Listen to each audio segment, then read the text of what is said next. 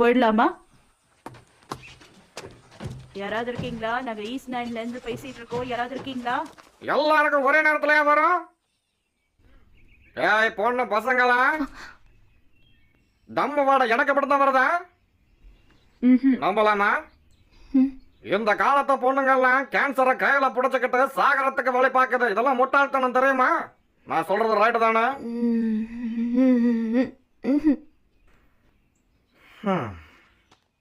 பஞ்சு வர வரைக்கும் பிடிக்காதீங்க. இவனுக்கு ஒரு வேலையே இல்ல.